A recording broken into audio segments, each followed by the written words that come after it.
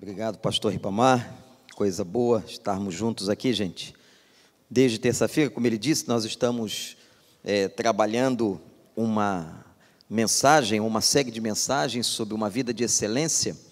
E começamos na terça-feira e fomos até a sexta-feira. Ontem a igreja teve uma atividade evangelística, não é? E hoje nós estamos aqui novamente. Eu queria que você abrisse sua Bíblia, ou ligasse aí o seu iPad, o seu iPhone, no texto que está em Êxodo capítulo 4.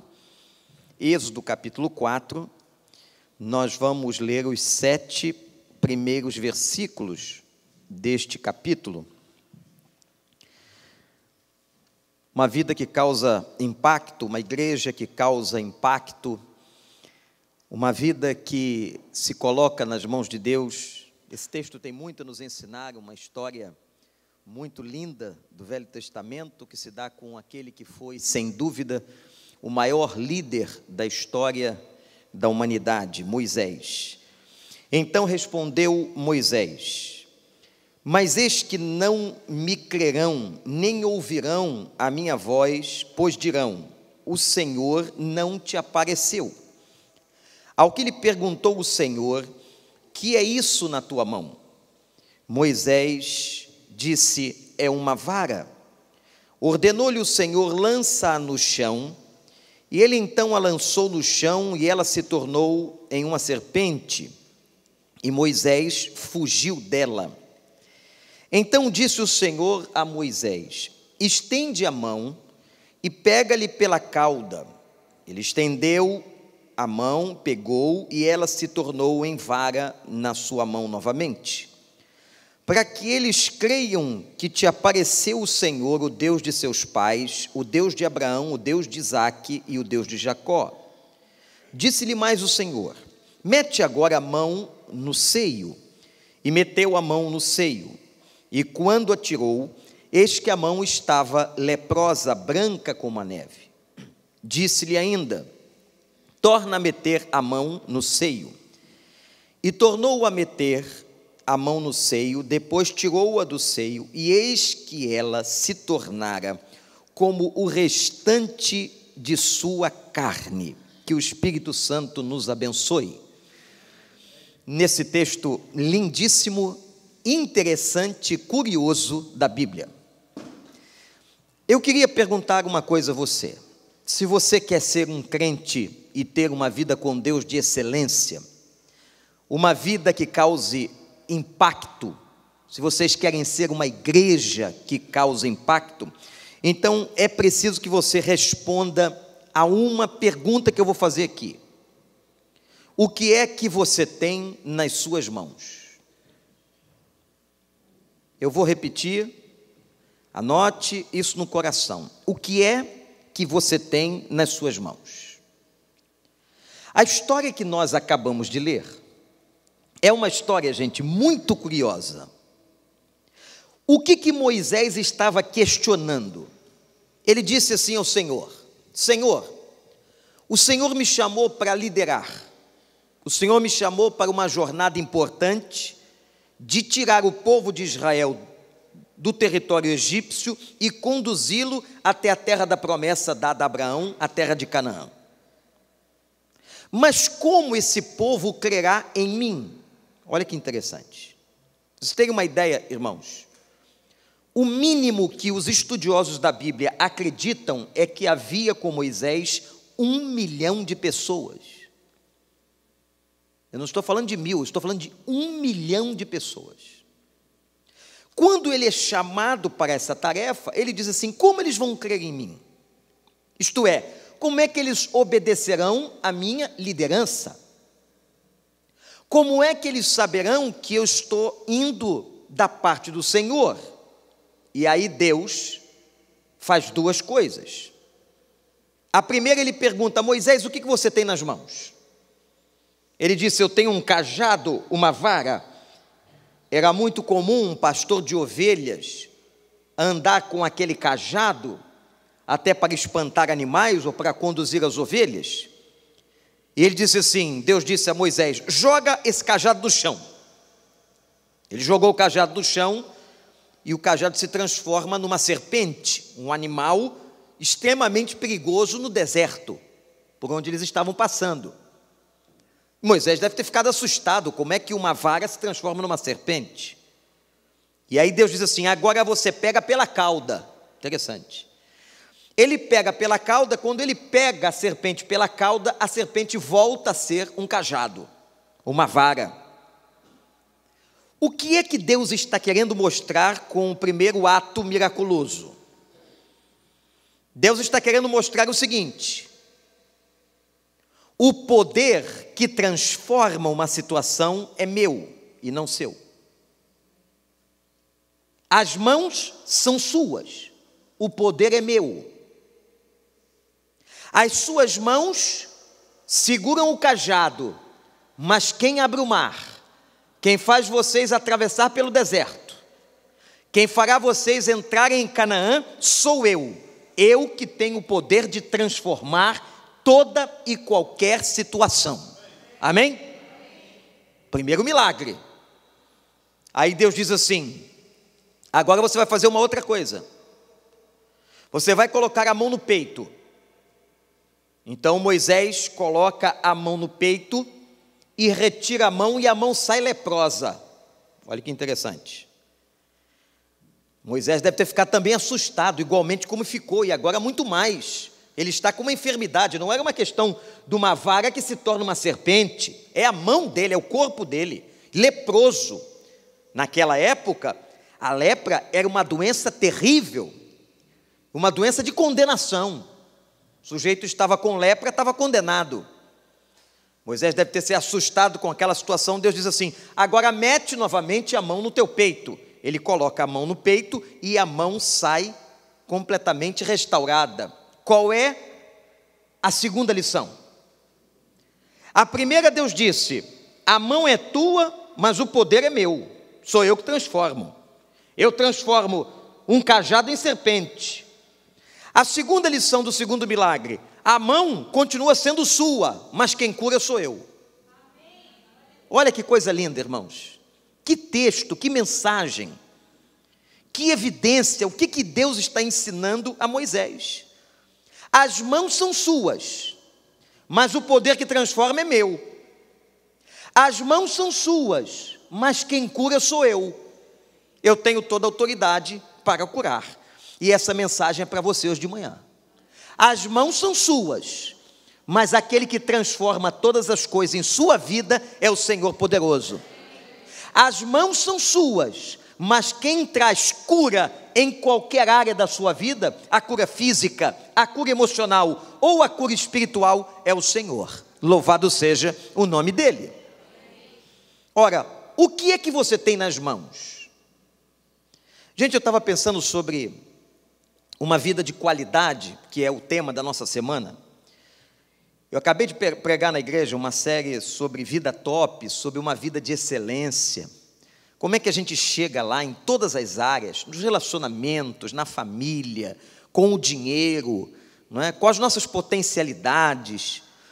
E eu estava pensando o seguinte, para que uma pessoa tenha uma vida de excelência, uma vida top, como a gente está chamando, como vocês usam muito essa expressão aqui, não é? Para chegar a ter uma vida de alta qualidade, depende muito da escolha que você vai fazer com o que você tem nas mãos. Interessante, pastor Ribamar, que nós achamos que para ter uma vida de qualidade, uma vida top, depende só de Deus. Não é. A vida de qualificação, e para isso você não pode ficar naquele lugar que eu disse, se eu não me engano, na quarta ou na quinta-feira, aquele lugar da vitimização, de você se achar uma vítima do destino, uma vítima das coisas, tadinho de mim, coitado, que pena que eu tenho de mim mesmo, como eu sofro, como eu passo situações difíceis, não é? Se você ficar neste lugar, você não vai crescer. Você vai precisar tomar uma decisão com aquilo que Deus coloca diante de você. Se você quer crescer, se você quer ter uma vida de mais qualidade, você vai ter que tomar uma decisão. Você vai ter que escolher. E a pergunta é o seguinte: o que é que nós temos nas mãos? E eu posso lhes dizer que Deus nos coloca 4 ferramentas. Anote-as. 4 ferramentas. A primeira delas é o quebrantamento. Você então está diante da primeira ferramenta. O que é quebrantamento? O que é ter um coração quebrantado?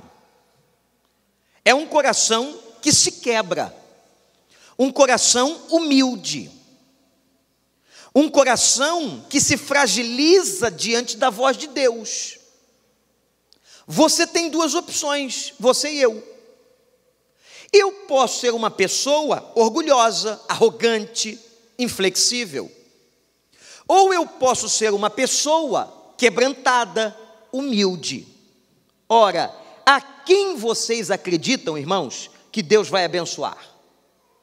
Aquele que é arrogante, orgulhoso, vaidoso, ou aquela pessoa quebrantada e humilde de coração? A Bíblia responde: ao quebrantado e contrito, o Senhor não despreza.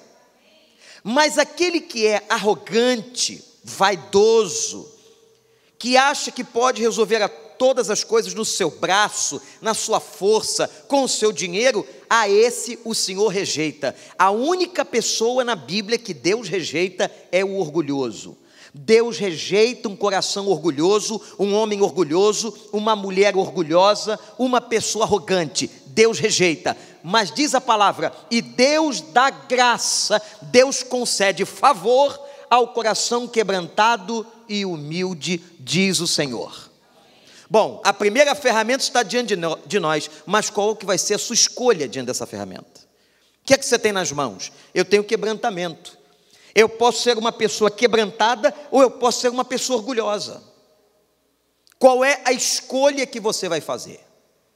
Eu me lembro do texto quando Deus estava chamando Isaías para o ministério profético, e ele precisou chegar diante de Deus e ser humilde, e dizer assim: Senhor, eu sou um homem de lábios impuros. Uma das coisas mais lindas na Bíblia inteira é que aqueles que foram muito usados por Deus eram pessoas quebrantadas. Aqueles que foram usados por Deus de maneira excelente eram pessoas humildes, não eram pessoas arrogantes, não eram pessoas que confiavam no dinheiro, confiavam no poder, confiavam nos cargos, confiavam, nos elogios dos homens. Não. As pessoas mais vitoriosas na Bíblia sempre foram quebrantadas, como Isaías. Senhor, Senhor, eu sou um homem de lábios impuros, e eu habito no meio de um povo de impuros lábios. Mas, gente, tem muitas pessoas no nosso meio, frequentando as nossas igrejas, que até conhecem a Bíblia, que elas não fazem a opção do quebrantamento. Elas fazem a opção da arrogância, são pessoas arrogantes até na igreja, elas querem primazia na igreja. Cuidado com esse tipo de gente.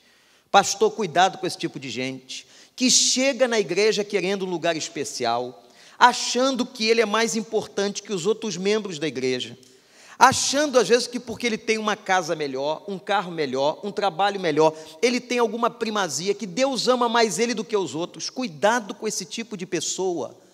Deus não trata com a gente assim. Aos olhos do Senhor estamos todos nus. Aos olhos do Senhor somos todos pecadores. Aos olhos do Senhor somos todos carentes da graça de Deus. Amém ou não? Agora tem gente que chega como camundongo. O camundongo é arrogante às vezes e não sabe o que é camundongo. Essa história vem de uma travessia em que havia um grande riacho que precisa ser atravessado, e estava na beira do riacho um elefante e um camundongo. E aí eles disseram o seguinte: bom, só tem uma ponte, mas como é que vai ser? A ponte é muito difícil para eu passar, disse o camundongo. Ela está alagada, só tem um pedaço de madeira, mas como é que você vai passar com esse peso todo? Aí o elefante disse assim: eu tenho uma ideia, você sobe nas minhas costas, disse o elefante para o camundongo, e eu vou tentar passar nesse estreito dessa ponte para chegar do outro lado para a gente sobreviver, porque está tudo alagando aqui. Então tá, o camundongo, imaginem, subiu nas costas do elefante e passou. Quando ele coloca a primeira pata na ponte, a ponte estremece. A segunda pata, a ponte balança, a ponte vai para lá e vem para cá. E ele vai naquela travessia agoniante até o lado de lá. Quando ele chega do lado de lá, o camundongo sai das costas dele e diz assim para ele: rapaz, nós conseguimos balançar essa ponte, quase que nós derrubamos tudo. Tem muita gente arrogante assim. Não é você que balança a ponte, não. Nós estamos indo na onda da graça e da misericórdia do Senhor. Não faça opção pelo orgulho. Sabe quando é que estrelas brilham? As estrelas só brilham quando o sol não está presente. O sol é Jesus. A estrela maior tem que brilhar, não é a gente. Quando eu estou aqui pregando, quando você está aqui tocando, quando você está servindo ao Senhor, quando você está vivendo, a estrela maior que brilha, o sol que tem que brilhar na sua vida é Jesus de Nazaré. Você tem o que nas mãos? A ferramenta do quebrantamento ou da arrogância? Se você escolher a arrogância, se você continuar achando que você é melhor do que os outros, que você tem primazia, que você é mais importante na igreja, que você é uma pessoa mais especial do que todo mundo, você vai se machucar. Mas se você faz a escolha do quebrantamento e coloca diante de Deus um coração contrito, um coração sincero, um coração quebrantado, o Senhor não te desprezará e vai te abençoar. Segunda ferramenta que a gente precisa ter diante de Deus. O que é que tens nas mãos? A devoção. A primeira é o quebrantamento, a segunda é a devoção. Você também tem duas escolhas. Você pode escolher ser uma pessoa devota, um adorador, ou você pode escolher ser uma pessoa que não tem comunicação com Deus. A devoção, gente, está muito além do que vir à igreja. Estar na igreja é um aspecto pequeno da vida cristã. Estar na igreja domingo, por quê? Por 2 horas. Você passa 7 dias na semana, cada dia com 24 horas, segunda, terça, quarta, quinta, sexta, sábado, domingo. Aí domingo você vai à igreja 2 horas de manhã, você vai às vezes também 2 horas à noite, e você acha que a vida cristã se resume às 3, 4 horas que você passa na igreja. Não. Tem muita gente que frequenta a igreja e não tem devoção. Tem gente que frequenta a igreja e não tem vida com Deus, não tem devocional, não fala com Deus, não ouve a Deus, não tem intimidade com Deus, não tem a autoridade que Moisés estava recebendo do Senhor. O que caracterizou a vida de Moisés com Deus? Por que Moisés foi um grande líder? Porque ele tinha comunhão com Deus, gente. Ele foi um homem especial porque ele tinha comunhão. Ele passou 40 dias em cima do Sinai, ouvindo a voz de Deus. Às vezes a gente precisa até aprender a orar. A gente não sabe orar, sabia disso? Os discípulos de Jesus, quando Jesus falava de oração, disseram assim: Senhor, nos ensine a orar. Nós não sabemos orar. O que adianta às vezes você chegar de noite ou de tarde, achar que a oração é um momento que você só despeja, aí você começa a orar e você pede, fala, e Deus não fala contigo. Isso é monólogo. E você não escuta, e você não tem diálogo, e você não tem devoção, e você não tem troca. Ora, a devoção, que eu estou me referindo aqui, é um momento de troca. É um momento em que eu me coloco na presença de Deus e digo: Senhor, vamos trocar aqui. Eu quero dar até uma sugestão a pessoas mais ansiosas, como eu, por exemplo. A gente que é muito agitado, tem muita coisa na liderança e muita coisa na vida, a gente fica muito business, como vocês falam, né? Muito cheio de negócios a fazer, a resolver, muita atividade, e é para lá e para cá. E aí a gente não consegue sentar para orar ou para ler a Bíblia. Sabe por quê? Você está tão acelerado, o teu cérebro está tão acelerado que você não consegue. Experimenta então usar uma estratégia, senta, acalma teu coração. Provavelmente o melhor momento para isso é pela manhã, quando você acabou de acordar, porque é o momento que você está mais relaxado, o teu corpo ainda está acordando, não é? Pega um caderno, um eletrônico, e começa a escrever aquilo que você gostaria, como se você estivesse fazendo uma carta para Deus. E começa a anotar aquilo que Deus está falando com você. Vai orando com a Bíblia na frente. Vai fazendo devocional. Pastor, eu descobri que tem muita gente na minha igreja que não sabe fazer uma devocional. Quando nós propomos 40 dias de oração, de comunhão com Deus, e a gente estimula a leitura de um livro, de devocionais diárias, é para isso. Para a gente aprender a sentar e dizer, não, esse tempo aqui é do Senhor. Aqui não vai ter o vício de olhar no telefone.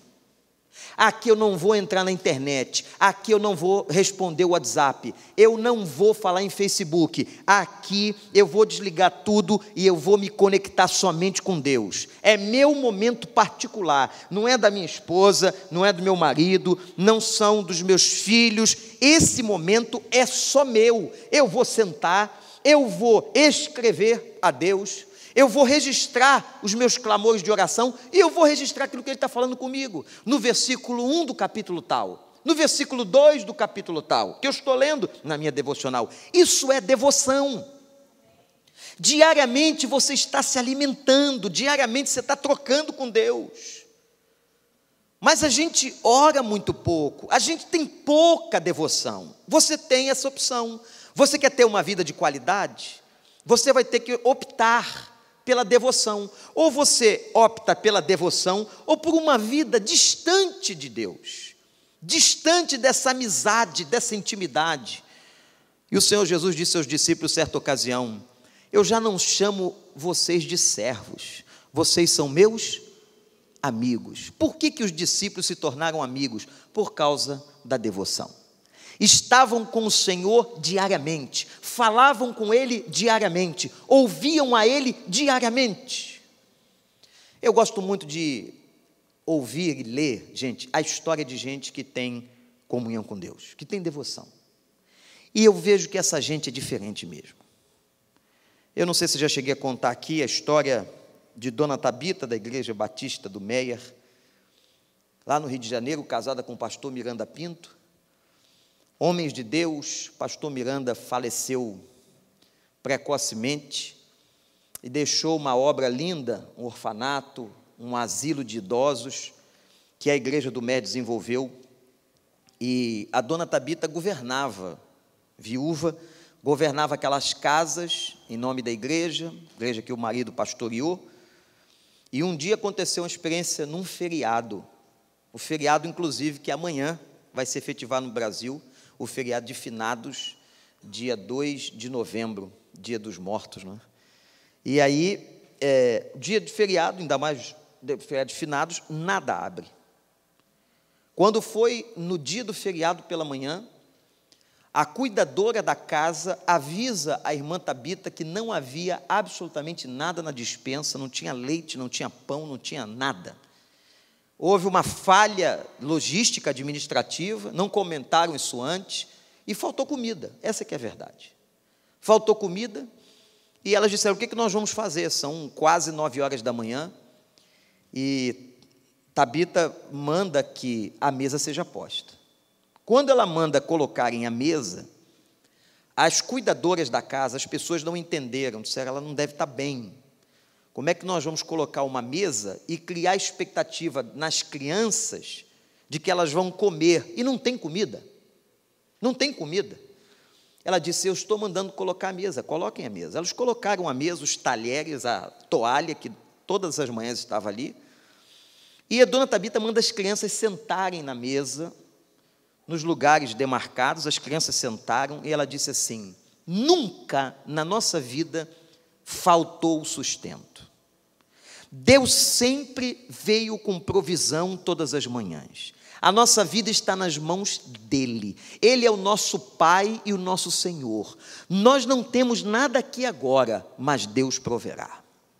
Então nós vamos nesse momento orar, agradecendo a Deus a provisão que Ele mandará. Vejam isso, irmãos. E ela começa a orar na frente das crianças, agradecendo o alimento e os pratos vazios. Não havia pão, não havia leite, nada. Ela começa a agradecer: Senhor, obrigado pela provisão todos os dias, pela tua bênção, pela tua graça. Em nome de Jesus, amém. Quando ela diz o amém, a campainha do orfanato toca. Quando a campainha toca, a cuidadora vai abrir a porta. Naquela época, não sei quantos aqui, os mais antigos, se lembram de uma companhia no Brasil, no Rio de Janeiro, chamada CCPL, era uma companhia de laticínios, de leite, manteiga, queijo. O caminhão da CCPL quebra na frente do orfanato. Como eles sabiam que os laticínios iam estragar, não podiam ficar ali, era feriado, não tinha comunicação, o supervisor diz: vamos doar tudo isso. Quando eles levantam a cabeça, estava escrito lá o nome do orfanato. Eles tocam a campainha e dizem: olha, nós vamos entregar tudo para vocês. Louvado seja o nome do Senhor. Mas sabe o que eu observo, gente? Isso só acontece na vida de alguns mesmo. Não é na vida de todo mundo, não. Não é na vida de todo mundo que frequenta a igreja, não. É na vida de gente que tem devoção, que tem intimidade. Tem coisas, meus irmãos, que é para quem tem intimidade. Cuidado, que às vezes a gente quer imitar o que o outro faz, e a gente não tem o grau de intimidade do outro, e a gente entra pelo cano. É coisa para devoção. Lembra do pastor Jorge? Acho que eu contei aqui da outra vez do pastor Jorge, pastor que foi assaltado lá na Baixada Fluminense. Lembra disso, não? Amarraram o pastor, a mulher do pastor, amarraram a família na mesa. O ladrão, um cara entrou com 38 na casa, pastor pobre, pastor simples, era o pastor Jorge, é o pastor Jorge, mas homem de Deus, homem que tem devoção, hein? Pode brincar com esses caras, não. Entrou lá, amarrou o cara está quieto. Não se brinca com homem de Deus, você pode estar com 50, 38 na mão. E ele quieto lá, o cara roubou tudo, botou tudo no carro dele, botou tudo no carro do pastor Jorge. Ia, quer dizer, ia levar o carro, e levou o celular que a família tinha, levou a televisão, aquelas coisas. Era uma casa pobre, mas ele roubou tudo. Quando ele está saindo, já com as pessoas amarradas, e tudo dentro do carro do pastor, o pastor grita. Ele tem uma voz muito forte, ele é um negão de quase 2 metros, diz assim: acabou? O ladrão leva um susto. Quem é essa autoridade, né? Que voz é essa? Aí ele disse assim: acabei, estou indo embora. Ninguém, falou o pastor, sai da minha casa jamais sem receber oração. Então o senhor abaixa a arma que eu vou orar pelo senhor. O ladrão, que coisa esquisita. Negócio esquisito, mas esses caras têm medo. Eles não sequestram pastor, não roubam, porque eles têm medo. Eles têm medo. Eles vão roubar, vão assaltar banco, fazem um sinal da cruz, eles dão oferta na igreja, dão comida para pobre. Sabe por quê? Para tentar limpar a barra lá em cima. Mal sabe eles que não está limpando nada lá em cima, está afundando lá embaixo. Aí o pastor Jorge vai orar. O ladrão abaixa a arma. Quem é esse cara ousado que grita com quem está com uma arma e diz que vai orar? Ele ora assim. A oração está registrada dessa maneira, irmãos.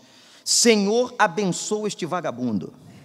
Ladrão, roubou minha casa, intimidou minha família, nos amarrou. Senhor, ele vai para o inferno, vai passar a vida queimando com o diabo e seus anjos. Que alguém lhe fale do evangelho, para ver se ele se converte e larga a vida do crime. Em nome de Jesus, eu oro por ele, amém. Pode ir. O ladrão disse: vamos negociar. Isso foi dito diante da Convenção Batista Fluminense. O ladrão: vamos negociar, eu estou nervoso. O ladrão disse para ele: eu não tenho como fugir da sua casa sem o seu carro, mas eu quero lhe dar a minha palavra. Vejam, ladrão de palavra. Amanhã, às 7 horas, o seu carro estará debaixo da ponte da cidade com tudo que eu tirei. Irmãos, no dia seguinte, homem de palavra, estava debaixo da ponte o carro do pastor, com tudo que ele havia roubado. Domingo seguinte o pastor vai pregar, o que o pastor vai pregar? Os 2 ladrões da cruz. Quem é que entra pela porta da igreja? Ele mesmo. O homem se converte, entrega a vida a Jesus, hoje é membro da igreja batista, onde o pastor Jorge é pastor. Agora, se o ladrão for assaltar você, entrega. Fica quieto, não fala nada, a menos que você tenha essa autoridade. Você tem essa autoridade aqui? Tem esse nível de devoção, de mandar ladrão calar a boca, abaixar a arma? Senão você vai tomar tiro no lombo. Você está entendendo? Paulo eu conheço, Jesus eu sei quem é, você, não sei, tomou surra do capeta. Irmãos, devoção é uma opção da sua vida. Você pode continuar sendo crente assim como você é. Pode continuar. Ninguém vai te incomodar. O pastor não vai dar conta de você. Deus é quem sabe da vida de cada um de nós, não é verdade? Só Deus sabe se eu sou crente mesmo, se eu sou devoto, quais são as intenções do meu coração, o que eu quero, só Deus sabe. E só a Ele nós prestaremos conta. Só a Ele você vai prestar conta se você realmente usa a Bíblia, se você lê, se você deixa Ele falar, porque tem crente que só fala, não é? Na oração, mas quando é que Deus vai falar? Como que Deus vai falar? E Deus fala, irmãos, e às vezes Deus fala e nós não acreditamos, e às vezes somos professores daquilo, às vezes estamos educando, como aquele garotinho da escola bíblica, não é? A mãe tanto incentivava ele para ir para a escola bíblica. Filhinho, você tem que ir para a escola bíblica, porque lá você vai aprender as coisas de Deus, você vai aprender aquilo que Deus tem para você. E o menino vai. Quando o menino volta da escola bíblica, ela pergunta: o que foi que a professora ensinou? Disse: mãe, ela ensinou hoje sobre a travessia do Mar Vermelho. Então, meu filho, conta como é que foi. Mãe, o exército de Israel armado com tanques de guerra, armas poderosas, apontou em direção dos egípcios. Os egípcios vinham na direção dos israelitas, mas quando eles viram aquelas armas, aqueles tanques, um exército fortemente armado, os egípcios correram. Então os israelitas passaram rápido pelo meio do mar, o mar se fechou e matou os egípcios, e do outro lado ficou o exército de Israel com todo o seu armamento. A mãe disse assim: meu filho, tem algo esquisito na história. Você tem certeza que a professora da escola bíblica ensinou assim? Ele disse: mãe, se eu contar como ela ensinou, você não acredita.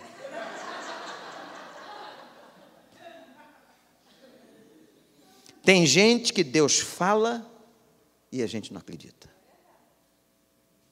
A gente diz assim: isso aqui é para os outros. Você vai optar pela devoção ou não? Quer ter vida de qualidade? A escolha é sua. Não é uma questão de Deus. Deus quer vida de qualidade para todo mundo. Deus já anunciou isso para todo mundo, Sérgio. Agora, quem vai fazer a opção da ferramenta sou eu. O que é que você tem nas mãos? Qual foi a primeira ferramenta que eu falei? Qual foi? Quebrantamento. Qual foi a segunda? Terceira ferramenta, as competências. Falamos das competências um pouquinho essa semana. Quais são as competências que você tem nas mãos? O que são minhas competências? Minha inteligência, meus talentos, meus dons espirituais. Vamos aqui fazer uma diferença. Qual é a diferença de um talento para um dom? Uma pessoa que toca um piano, ela tem um dom ou um talento? Ela tem um talento, porque o Arthur Moreira Lima também toca piano no Brasil, não é crente. Porque os pianistas da orquestra sinfônica ou de uma audição de ópera também tocam piano, não são crentes. Isso é talento natural. Agora, como é que um talento pode ser um dom, ou quando o Senhor dá um dom específico? Dom, na Bíblia, é presente. Há 24 dons no Novo Testamento. Não adianta procurar que não tem numa lista só. Tem que juntar a lista de Efésios com a lista de Romanos, com a lista de Colossenses. Aí você vai juntando os dons que a Bíblia anuncia. São 24 dons. E só tem dom quem tem o Espírito Santo. Porque dom é dádiva do Espírito Santo. Talento não. Talento qualquer pessoa pode ter. O dom só quem tem o Espírito, quem é convertido. E dom é para edificação do corpo, entendeu? Então uma pessoa pode ter o dom da consolação, e através do talento da música, ela abençoa, e o coração daquela pessoa vai ser consolado pelo Espírito Santo de Deus. Você tem dons, a Bíblia diz que todos nós temos pelo menos um dom. Todo crente recebeu pelo menos um dom espiritual para ministrar na vida do outro. Seja o dom específico da oração, o dom da cura, tem muitos dons. O de anunciar, o de profetizar. E tem pessoas que têm muitos talentos como cada um de nós. Você tem que colocar todas as suas competências nas mãos de Deus. Quando você coloca as competências nas mãos de Deus, aí você causa impacto. Aí você é usado. Você quer ser usado por Deus para abençoar a vida de outras pessoas? A gente disse aqui, o pastor mandou dizer, Deus te abençoe, Deus te abençoe. O menininho orou, pediu bênção, bênção, bênção, bênção. Sabe como é que você pode ser uma bênção? Quando você realmente fizer diferença, causar um impacto cristão na vida do outro, ajudar a vida do outro. Gente, o mundo não lê Bíblia, não.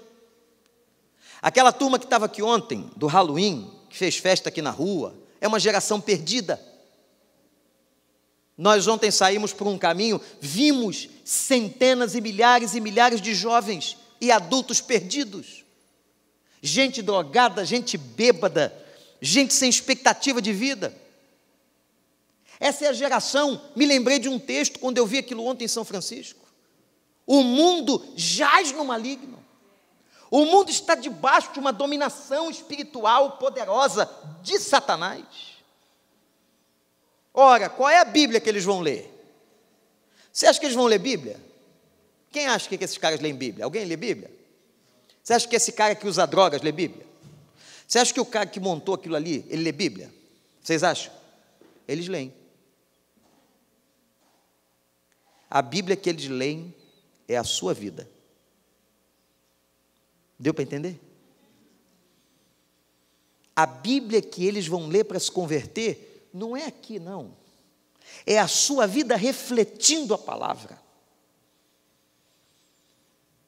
Por isso que Jesus nos manda ir até eles. A gente tem que ir onde tem peixe. Gostaram da estratégia de ontem? Aquilo é uma estratégia. Abrir a igreja, a casa de oração, para que eles entrem, é uma estratégia. Tem igreja que não tem estratégia para alcançar ninguém. Jesus disse que nós seríamos pescadores de quê? Pescadores de quê? De alma. Essas almas, esses homens, são os nossos peixes. Agora, você já pescou na sua vida? Quem é que vai pescar e coloca um letreiro na frente do barco? Venham peixes, pulem aqui dentro. Funciona? Não. Você tem que fazer o quê? Você tem que ir até eles. Você tem que ir ao encontro deles. As estratégias, irmãos, elas modificam.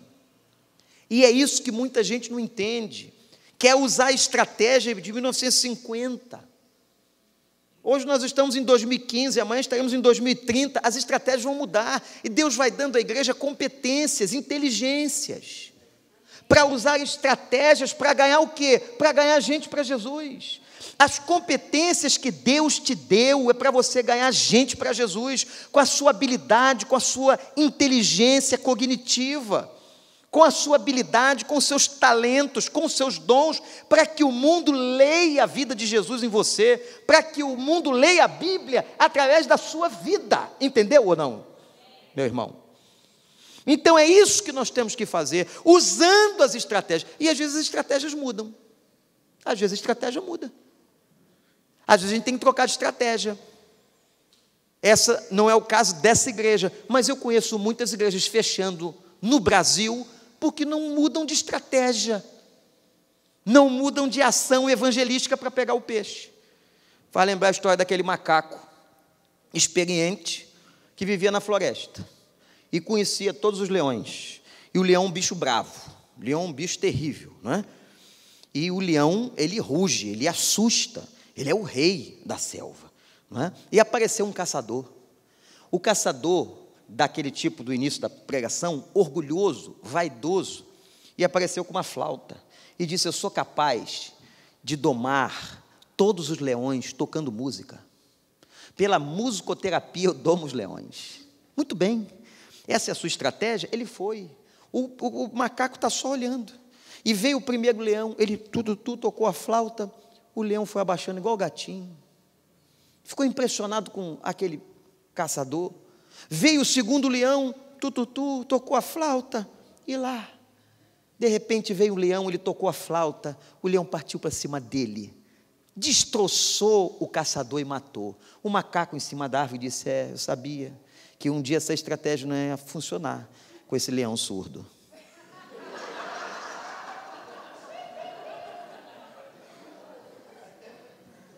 Nem sempre a estratégia funciona. Por isso a gente tem que saber qual é o momento, qual é o contexto. Entenderam agora? Depois de 5 minutos já. Qual é o momento, gente?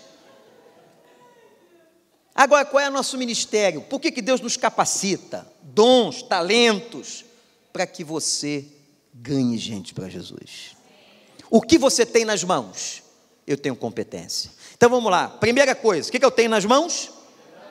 Quebrantamento. Segundo, o que eu tenho nas mãos? Devoção. Terceiro, o que eu tenho nas mãos? Competência. Último, o que eu tenho nas mãos? Determinação. Pessoa tem que ser determinada. Tem gente que é o primeiro obstáculo, desiste. Se você desiste, é o primeiro obstáculo, você não vai causar impacto nem em casa. Você não vai fazer diferença. E gente, são muitos obstáculos. Olha, se você quiser viver uma vida com Deus, uma vida impactante, uma vida que faça diferença na sociedade, dá trabalho, vai aparecer gente falando mal de você, sabia disso? Vai se levantar gente, você não sabe nem de onde, caluniando você. Uma vez um discípulo de Platão foi a ele, isso está registrado em livros de filosofia, e disse assim: Platão, estão falando mal de mim, caluniando a minha vida. Sabe o que Platão respondeu? Viva de uma tal maneira que todos vejam que o que falaram de você é mentira. Não se preocupe em responder. Não se preocupe em responder a uma acusação. Viva de uma tal maneira que as pessoas vão ver que o que disseram de você não é verdade. Determinação. Diante dos obstáculos, diante das crises, diante dos problemas que vão aparecer, eu tenho que ter determinação. Eu sei para onde eu estou indo. Eu sei para onde eu quero chegar. Quais são os sonhos que você tem? Às vezes você pergunta a uma pessoa: qual é o seu sonho? Não sei, pastor. Sonho? Eu não lembro dos meus. Não, foi: qual é o seu sonho, seu objetivo de vida, meu filho? Para onde você quer ir?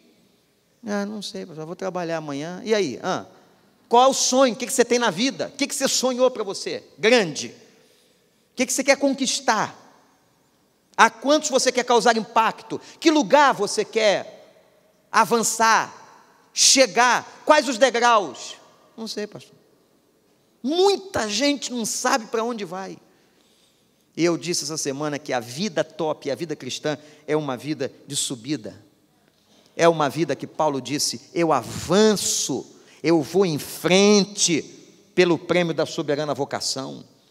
Vida de excelência, é vida com propósito, é vida com meta. Coloque metas elevadas para a sua vida diante de Deus e tenha determinação.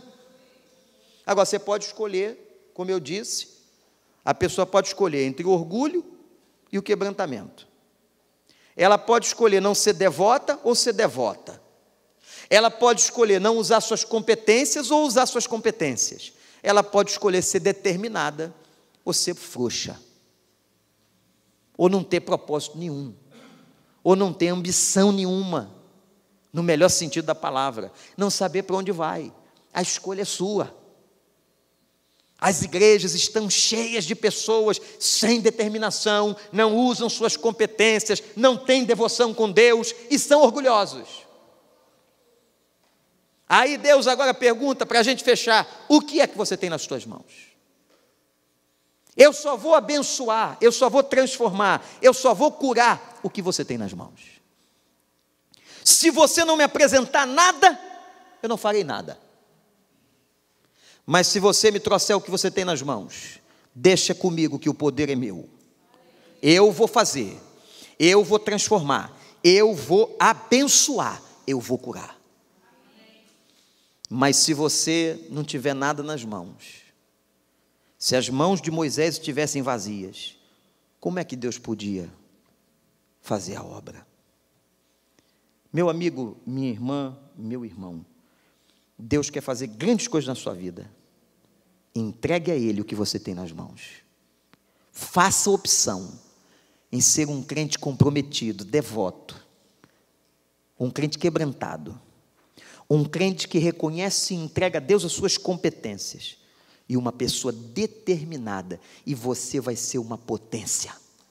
Você vai causar impacto, essa igreja vai causar impacto na presença do Senhor. Vamos orar? Cada um agora abaixe sua cabeça e fale com Deus na sua devoção aqui. Porque só você sabe se Deus te falou alguma coisa. Só você sabe o que Ele falou e o que Ele quer. E tome uma decisão. E diga ao Senhor: Pai, eu quero. Eu me comprometo em apresentar ao Senhor mãos quebrantadas. Eu me comprometo em apresentar ao Senhor mãos de um coração devoto. Eu quero ter intimidade, Senhor. Eu me comprometo em apresentar ao Senhor mãos determinadas. Mãos que use todas as competências que o Senhor me deu. Pai, eu não quero ser um crente irrelevante. Eu não quero terminar a minha vida e não deixar nada. Eu quero fazer diferença antes de partir para a eternidade, Senhor. Eu quero. Você quer? Diga isso para Deus. Faça um voto com Ele hoje, de você colocar diante dEle essas 4 ferramentas.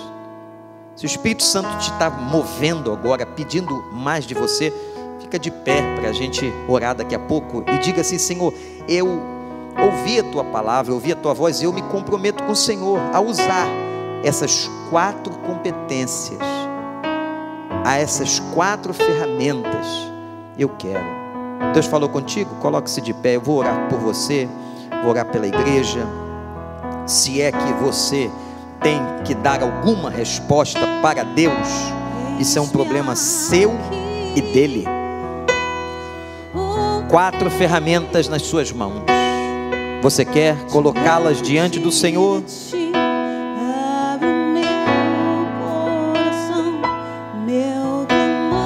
Diga para Ele: eu quero, Pai, ter o coração quebrantado. Eu faço um voto de uma vida devocional mais intensa. Eu quero usar os meus dons e talentos, todas as minhas competências. Eu quero, Senhor, fazer diferença. Quero ser determinado a alcançar os objetivos e os sonhos que Tu tens para mim.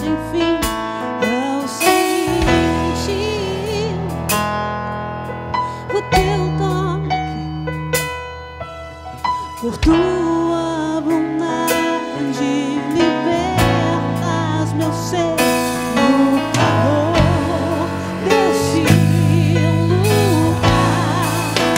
Eu vim afirmar, dizer que Te amo, me amar, dizer que preciso,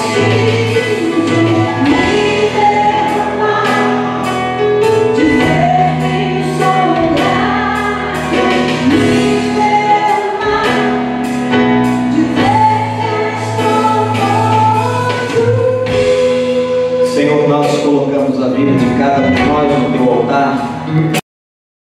Irmãos e irmãs que estão em pé, na Tua presença, não na minha, não na presença da igreja, mas na presença do Senhor, dizendo ao Senhor que querem ter essas ferramentas em suas mãos e apresentar ao Senhor uma vida quebrantada, uma vida devota, uma vida de competências, uma vida determinada a alcançarmos os sonhos que o Senhor tem para nós. Toma a vida de cada um, abençoa, dê graça, Senhor, e que esses irmãos e irmãs possam continuar a caminhada cristã e possam continuar querendo impactar o mundo, a sociedade, e deixando um legado histórico de suas vidas nesse tempo e nessa geração. Abençoe cada um, Senhor, que a vida de todos nós faça realmente diferença, para que o mundo leia em nós a mensagem de Jesus Cristo como Salvador. Obrigado por esta manhã tão abençoada, onde nós adoramos e ouvimos a Tua voz, e consagramos o nosso coração a Ti, em nome de Jesus. Canta o estribilho, entregando ao Senhor.